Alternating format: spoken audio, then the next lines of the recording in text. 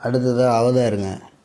இந்த அவதார் படம் வந்து இப்போ நம்ம ஒன்று சொல்கிறேன் பாருங்களேன்.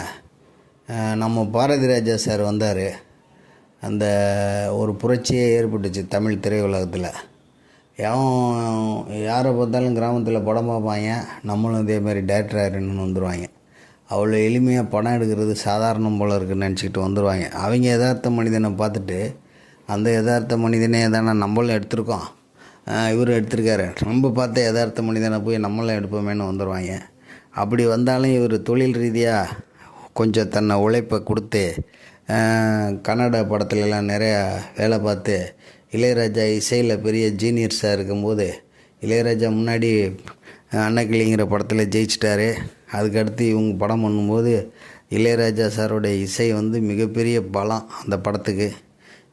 பின்காலத்தில் பெரும் கலைஞர்களாக இருக்கக்கூடிய ரஜினி, கமல், ஸ்ரீதேவி இவங்க எல்லோரும் அதில் கேரக்டர் ஆர்டிஸ்ட்டு. பின்னாடி கலக்குன்னு கவுண்டமணி சார் அதில் அப்போயே ரொம்ப வயசான ஒரு மாதிரி 3 வேளை சாப்பாட்டுக்கே கஷ்டப்படுற ஒரு மாதிரி ஒரு கேரக்டர் போட்டு வச்சுருப்பாங்க. சூப்பராக இருக்கும். இந்த மாதிரி ஒரு கலைஞர்கள் ஒரு யுகத்தில் வருவாங்க. அதே மாதிரி இப்போ கேமரோன் என்னென்னா, ஒரு சாதாரணமாக ஒரு பெரிய ட்ரக்கு டிரைவர். அவர் அந்த ட்ரக்கை வச்சு ஒரு படம் பண்ணியிருந்தார். ஒரே ஒரு ஆர்டிஸ்ட்டு தான் தெரியும், அடுத்து இந்த லாரி, அவ்வளோதான். இவர் இந்த ஆர்டிஸ்ட்டுக்கு ஒரு காரு. படம் ஓடும். ஆனால் அந்த படம் சூப்பர் ஹிட்டு. அதுக்கப்புறம் அப்போ நிறைய படம் பண்ணுவார். கடல் ஏரியாக்குள்ளே தான் போவார். அப்பீஸ்னு ஒரு படம் பண்ணியிருந்தார். அப்புறம் ட்ரூ லேசரு, டெர்மினேட்டர் 2 இதெல்லாம் பார்த்திங்கன்னா பிச்சுக்கும். படம் பார்த்திங்கன்னா என்னடா இப்படி ஒரு டைரக்டரான்னு.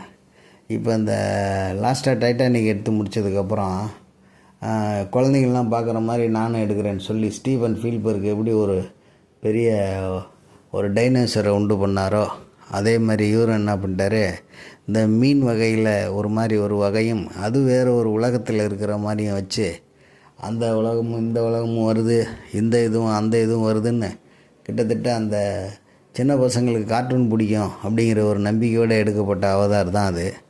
அந்த அவதார் குழந்தைங்களோட போய் பார்க்குறதுக்கு எல்லோரும் விரும்புவாங்கங்கிறதுனால பெரியவங்களுக்கெல்லாம் அது ஒத்து வரல.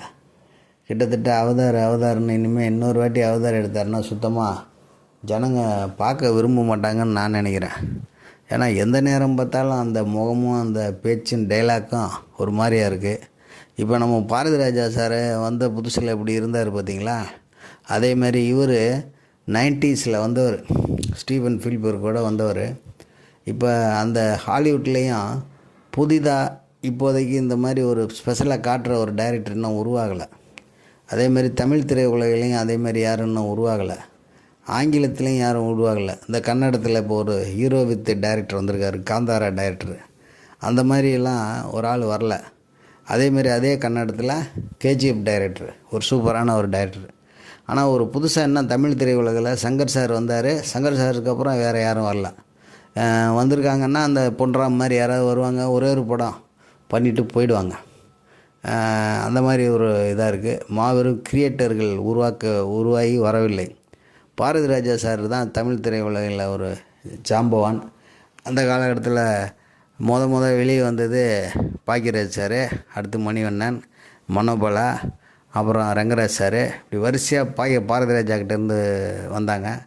அதுக்கு அடுத்தது பார்த்திங்கன்னா பாக்கியராஜ்கிட்டேருந்து பார்த்திபன், பாண்டியராஜன் இப்படி புறப்பட்டாங்க. இந்த மாதிரி வரும்போது இவங்கெல்லாம் ஒரு மைல்கல்லாக வந்தது. அதே மாதிரி இப்போ ஸ்டீஃபன் ஸ்பீல்பர்க்கு அப்புறம் ஹாலிவுட் திரைப்படத்தில் ஃபேமஸான டைரக்டருங்கள்லாம் 1-2 படத்தோடு போயிட்டாங்க. ஆனால் இவர் மட்டும் இன்றைக்கி வரைக்கும் நிற்கிறாரு.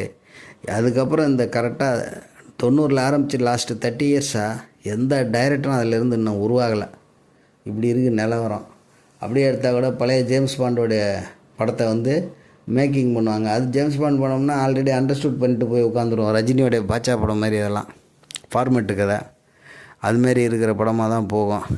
ஆகவே இதே நிலைமையில் இன்னொரு வாட்டி இந்த மாதிரி மீன் மனுஷனோட பழகுது, அப்புறம் இந்த மாதிரி ஒரு கம்மியான சப்ப மூக்கோட ஒரு உருவங்கள் இருக்குது, இன்னொரு உலகத்தில் நடக்குது, அதை இன்னொரு உலகத்திலேருந்து போய் அங்கே அதை ஆராய்ச்சி பண்ணி அடித்து கொள்கிறாங்க அப்படிங்கிறதெல்லாம் எடுத்தால் வேலைக்கு ஆகாது.